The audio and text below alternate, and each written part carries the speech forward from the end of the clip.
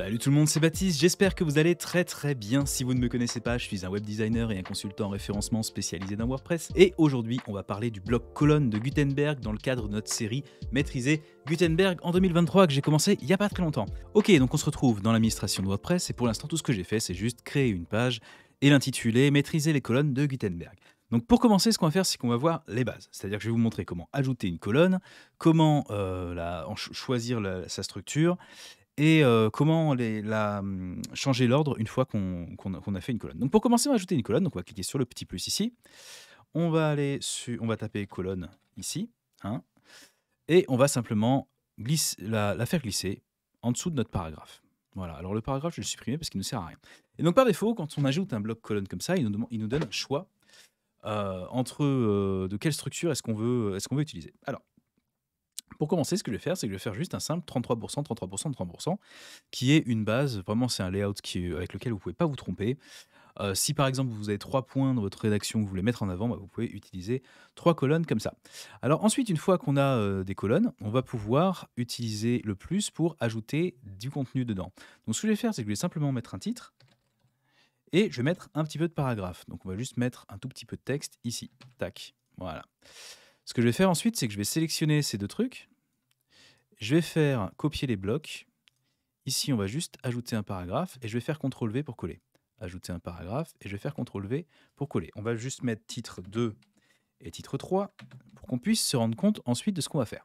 Alors maintenant qu'on a ajouté nos 3 colonnes, la question c'est comment est-ce qu'on peut en ajouter ou en supprimer si on décide de changer d'idée finalement et de changer d'idée. Bref, donc pour en ajouter, il y a plusieurs façons de faire. D'abord, si on passe le curseur ici et qu'on essaye d'aller entre les colonnes, on va voir il y a un petit plus qui va apparaître, qui nous propose d'ajouter une colonne. Donc ça, c'est une première façon de faire. Si je clique là-dessus, hop, ça m'ajoute une colonne et automatiquement, de 33, 33, 33, on passe à 25%, 25%, 25%, 25%. OK? Donc ça, c'est une première façon de faire.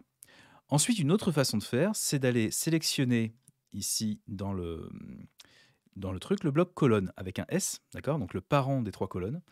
Et ici, on va pouvoir lui dire, bah non, finalement, j'en veux 3. Ou alors, oups, je me suis trompé, j'en veux que 2. Et dans ce cas-là, attention, ça me supprime du contenu. Donc on va laisser à 3. D'accord, ok. On va revenir en arrière, et on laisse 3.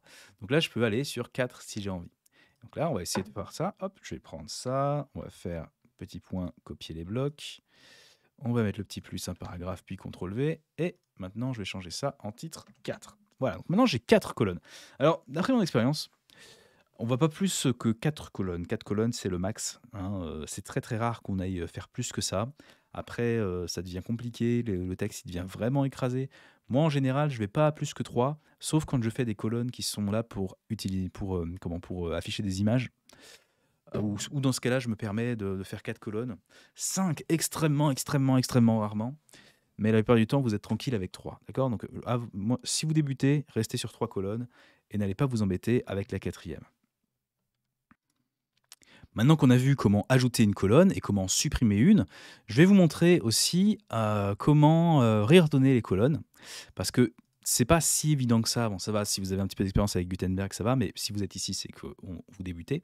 Donc, pour modifier l'ordre des colonnes, il y a encore une fois plusieurs façons. Ma façon préférée, c'est d'aller dans la vue en liste, ici, et d'aller, voilà, là, vous voyez qu'il y a la colonne avec un S, et dedans, il y a les 4 colonnes.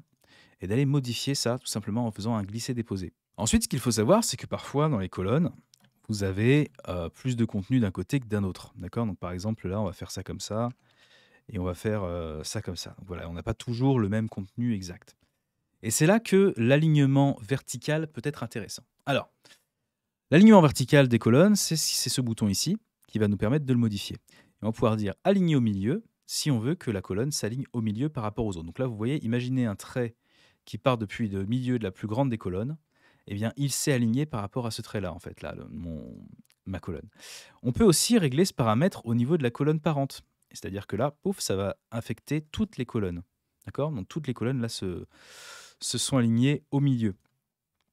Par défaut, l'alignement est en haut, et ça fonctionne très bien la plupart du temps. Là, par exemple, si je devais laisser ça comme ça, ce serait clairement un alignement haut que j'utiliserais. Mais si j'utilise un design en carte ou alors un design, vous savez, avec des icônes au-dessus ou un design centré aussi, un design centré avec le texte centré comme ça. Dans ces cas-là, ça peut devenir intéressant d'avoir un design qui soit à la fois centré sur le texte et à la fois centré, verticalement par rapport au layout complet de nos colonnes, quoi. Donc voilà comment on gère l'alignement, des colonnes verticales. C'est assez important à savoir. Ensuite, il faut qu'on regarde les options globales des colonnes, hein. Alors, il faut savoir que quand on ajoute du coup un bloc colonne dans Gutenberg, on ne génère pas un seul bloc, on en génère deux. D'accord? On génère le bloc parent qui va englober toutes les colonnes, donc la rangée en quelque sorte. Et, et dedans, il y a les colonnes en l'occurrence. Donc, pour ce qui est du bloc colonne avec un S, donc le parent, le bloc englobant, la seule option qu'on ait finalement, c'est l'option empiler sur mobile qui est cochée par défaut. Franchement, on la décochez jamais parce que un truc comme ça qui ne s'empile pas sur mobile, 95% du temps, bah, c'est dégueulasse, quoi, hein. C'est illisible, souvent ça déborde. Donc voilà, vous la gardez cochée, c'est pas pour rien qu'elle est cochée par défaut. Ensuite, couleur et arrière-plan, ça j'ai rien à vous expliquer dessus. Typographie, je l'utilise strictement jamais parce que la typographie, vous voulez la gérer au niveau des titres et des paragraphes ou alors dans le CSS, mais certainement pas au niveau de la colonne. C'est un petit peu, ouais, c'est pas très malin, de toucher à ça. Hop, je l'enlève.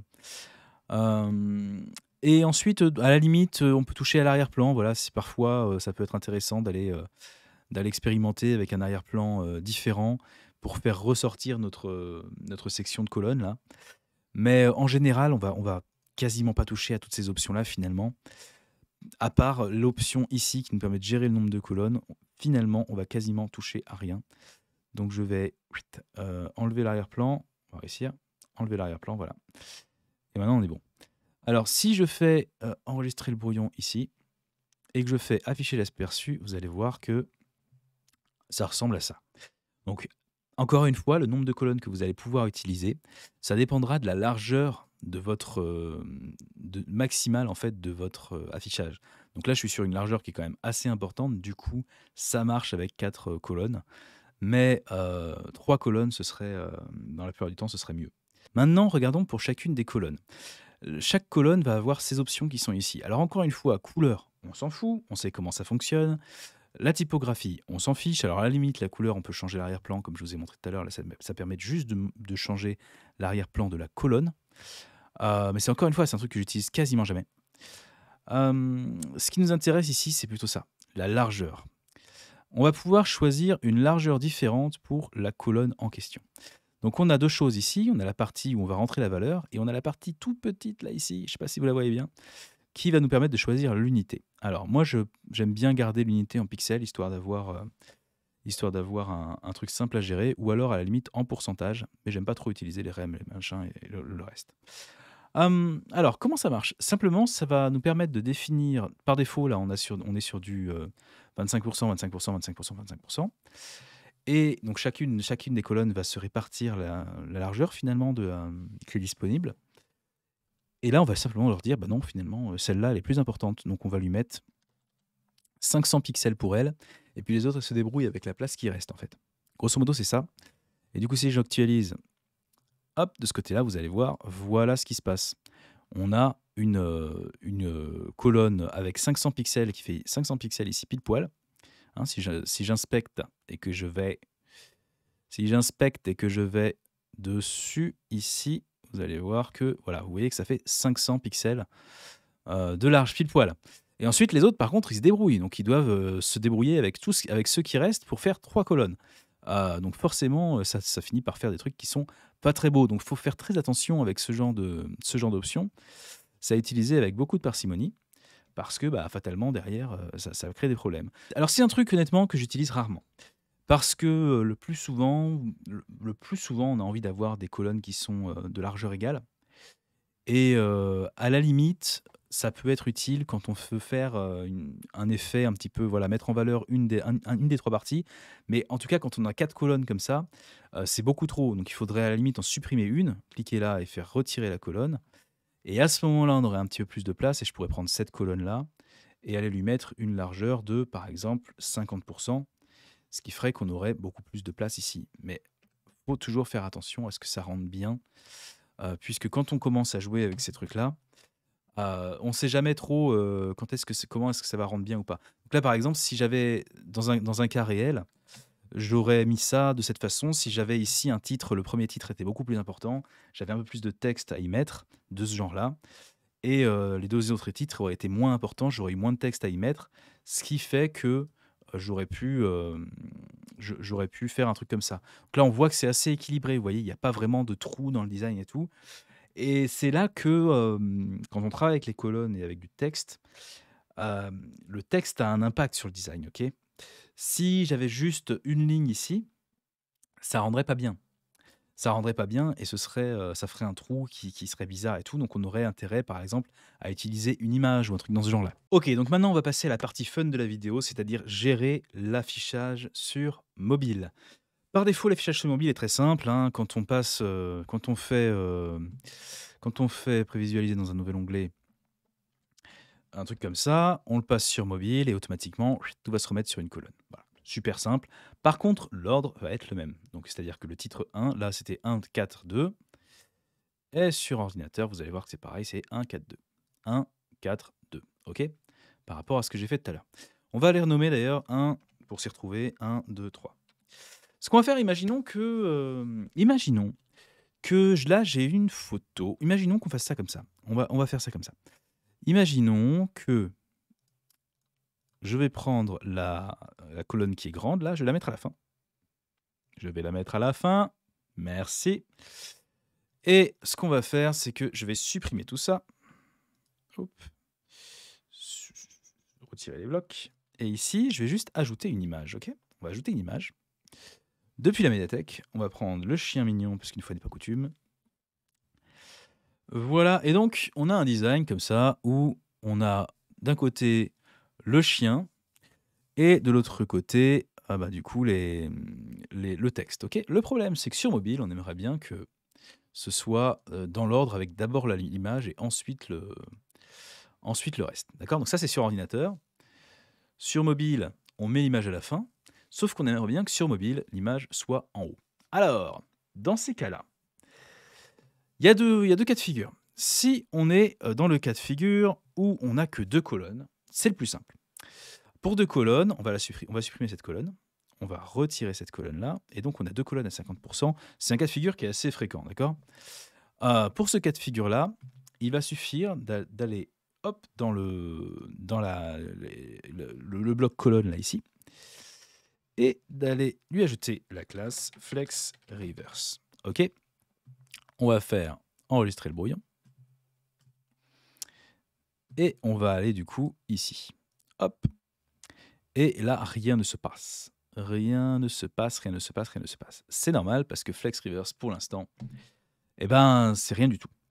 Mais on va ajouter le code qu'il faut pour ça. Donc on va aller dans personnaliser, puis on va aller dans CSS additionnel, et ici, je vais enlever ce code-là qui ne sert à rien pour le tuto actuel. On va aller faire .flex reverse, et on va devoir écrire un petit peu de CSS. Donc on va dire display, non, flex direction de point reverse. Alors, c'est row ou reverse? Row, reverse. Donc ça nous change l'affichage sur ordinateur, mais sur mobile, le problème, c'est que c'est toujours la même chose. On a le truc à la fin. Donc, c'est pas ça qu'on veut. Ce qu'on veut, c'est... Alors, c'est un peu compliqué, hein, mais on va faire row reverse. Et on veut que ce soit uniquement sur mobile. Donc, on veut que ce soit @media min max width max. Je vais vous expliquer. Hein. Width de point 780 px. Hop, et dedans, on veut que les flex reverse ils soient vraiment comme ça. Et à la limite, on veut que ce soit important. Et c'est colonne. Colonne reverse. On n'a pas besoin de le mettre en important, je pense. Ouais. Ok. Voilà, donc, et on est d'accord qu'on est obligé d'avoir le média. Hein. Dans mes souvenirs, c'était le cas. Ah non, c'était pas le cas. Ah oui, mais non, si, c'est le cas. C'est le cas. On est obligé d'avoir, donc, Donc voilà le code qu'on doit utiliser pour faire en sorte que l'ordre soit inversé sur mobile en fait. Ce qu'on lui dit par défaut en fait, ce qui va se passer, c'est que Gutenberg, il va mettre l'ordre, le flex direction, il va le mettre sur colonne sur mobile. C'est tout ce qu'il fait en fait. Et ça passe donc de row, donc pour ranger, à colonne comme affichage. Et donc là, tout ce qu'on lui dit, c'est bah voilà, tu inverses l'ordre sur mobile. Donc voilà comment inverser les colonnes. Si on n'a que 2 colonnes, ça marche très bien. Le problème, c'est que si on ajoute une 3e colonne, hein, ce que je vais faire, c'est que je vais simplement prendre cette colonne, la dupliquer et dire que ça, c'est le titre 3. Si on est toujours en flex reverse ici dans les classes CSS additionnelles pour le parent, je vais faire enregistrer le brouillon, on va actualiser ici, et le problème, c'est que le titre 3 devient avant le titre 2. Et donc, si on a une séquence logique dans la rédaction, ça va poser problème, ça va être emmerdant.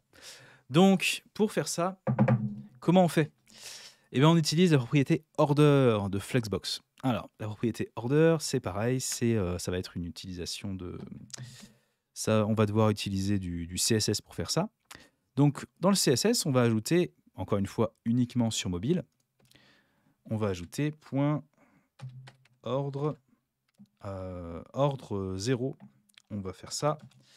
On va faire, dans ordre 0, on va mettre order de point 0, point virgule. Et on va se créer 3 classes. On va se créer ordre 0, ordre 1 et ordre 2. D'accord? Ordre 1, ordre 2, 1, 2. Et on va même aller un peu plus loin, on va faire ordre, ordre avant. Ordre... je peux pas mettre -1. Si, on va mettre -1, je peux le mettre. Ordre -1, ordre -1. Publier.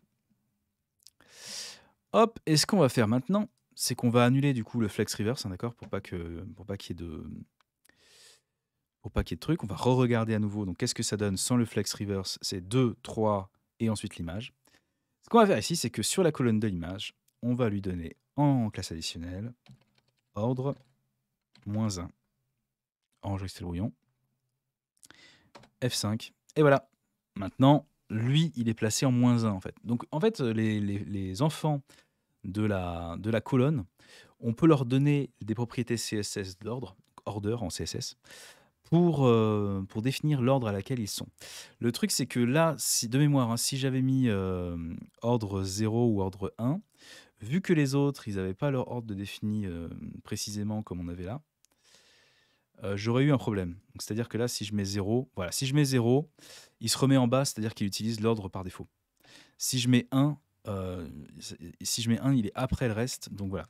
Donc ce qu'il faut, c'est que ce soit -1 pour lui dire que, hop, lui, il remonte avant. Donc ça, order -1, c'est un truc que j'utilise beaucoup personnellement pour faire ce genre de truc, c'est-à-dire replacer une image en haut sur mobile.